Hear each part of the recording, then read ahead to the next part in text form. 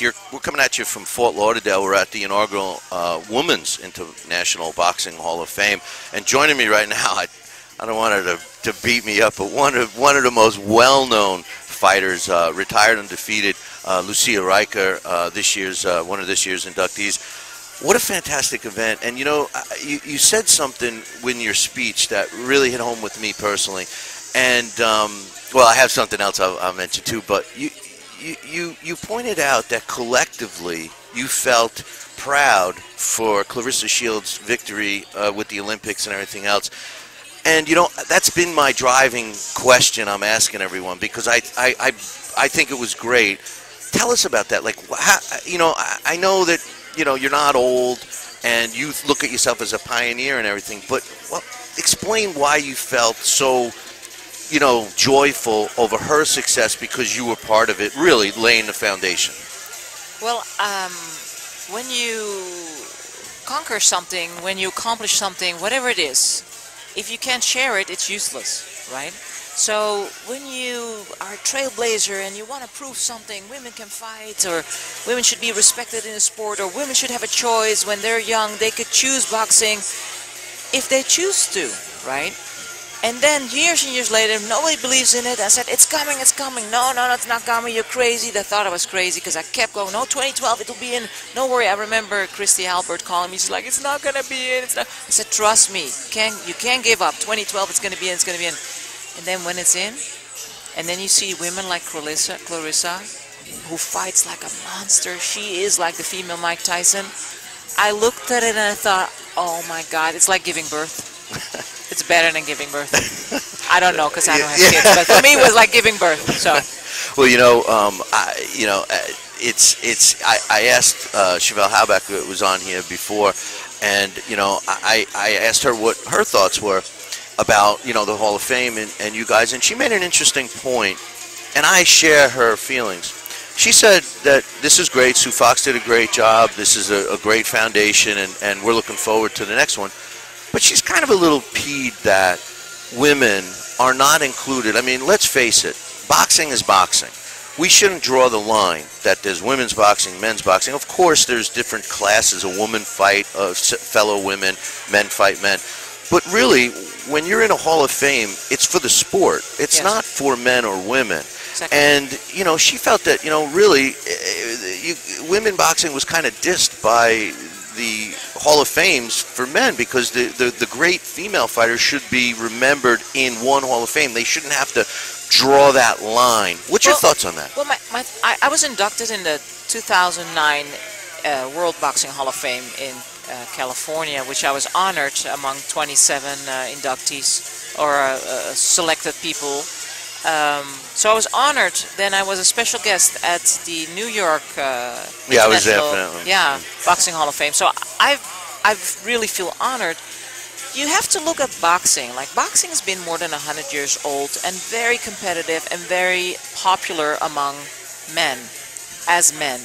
Then the women came along here and there. You hear the history of it, but it was still an undercard here and an undercard there. Then it faded away. Then it came back. So now women's boxing, you know, came in through the Olympics, so we basically have a natural selection of talent. Still, there's a couple of weight classes missing, so we kind of need that to really establish women's boxing. So I think we're still paving the way. And like, for example, if you look at MMA, MMA is a new sport, so women can just jump aboard because it hasn't been established. Men's boxing has been so established that I think for the men, it's so hard to look at women's boxing because they look at it as different, just like men's soccer is established and then there's women's soccer. Women's soccer has a whole different audience. Women's basketball has a different audience. So I think we need to develop a whole new following for women's boxing and not compare ourselves with the men anymore, or even try to get the respect from the men in the male Hall of Fames, but just go for creating a new women's Hall of Fame, which did this did today. You know, one of the things that I talk about on my show every day is the fact that, you know, women's boxing and you guys, this inaugural class of 2014, kind of illustrate my point that, you know, fighters like yourself and Christy Martin kind of, you know, is when people have this misconception that that's when women's boxing came around. But you guys were above the norm. You were the exceptions. You were the ones that displayed the talent. The unfortunate truth was that a lot of the other female fighters of that time didn't possess the skill. Today, we have a big pool of skilled female fighters, and still they're not getting the recognition.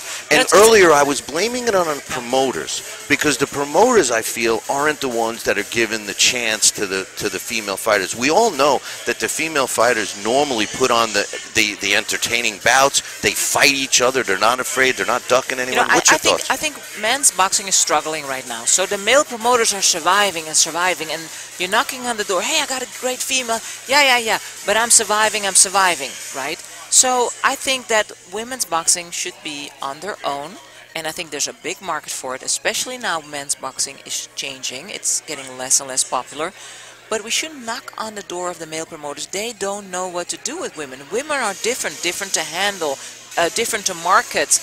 We're queens. We have a whole different approach. I think we should just, again, have our own league, have our own promoters starting to be interested in women boxing, not just boxing, but in women's boxing, because we're different as women. We box different. We are greatly skilled, but we're way more passionate. We're entertaining. We can be marketed very differently. So I think we just need our own. I think that's what the case is. We're not. And another thing you mentioned, you can have a great product, right? But if you don't have exposure or you don't market your product, you won't sell it. So marketing, I don't care. Like, look at Ronda Rousey. She got world famous in 6 fights. My first manager, who's my friend, Darren Harvey, got Ronda Rousey famous in 6 fights. How do you do that? Marketing. Marketing, that's what it is. But they had a receptive audience. Oh, he knocked on doors.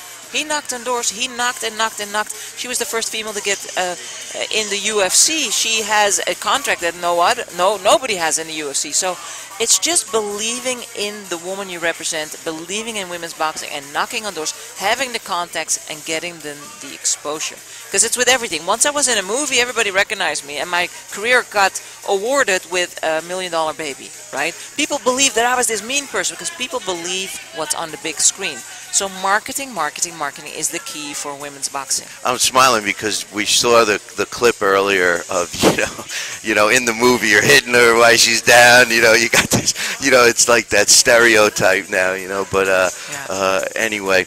Yeah, it's a movie, in movie you gotta make things dramatic, so when the referee looked the other way, right. They hit her, of course it's not possible. Right, obviously you can't do it. Yeah. You made a point, I said I was going to get back to it, and it was made a couple of times today, and you hit it home, you said boxing is addictive. Yes. And I agree with that statement. Boxing is addictive. For people who get involved with the sport, and I know for myself, that, once you get involved, regardless of the situation, you lose all your money, you lose your house, you can't get out of it, exactly. Right? And it's addictive like, people that have drug or alcohol problems. But there's one big difference. If you or I have a drug or alcohol problem, we could go to Alcoholics Anonymous. Exactly. We could go to rehab. There's no boxing Anonymous. I'm going to start That's boxing right. Anonymous. There's no boxing Anonymous. I'm going to start 12-step boxing Anonymous. How to get rid of boxing out of your system. No, how to get the attachment and the identification with it, because that's what it is. Right. And the high too. It's fun. Yeah. Well, it is. It just the points you made. Were great. But I know you got to visit with your fans. I really appreciate the time. I'd love to get you on my regular show. We air every single day. So before you leave, I'm going to give you my contact information. Great. We'd love to have you. Lucia, it was great meeting you, and nice having you join us here today. Thank you so much. Thank you very much. We're going to take a short break. We got a bunch of other people we're going to interview. We'll be back in 2.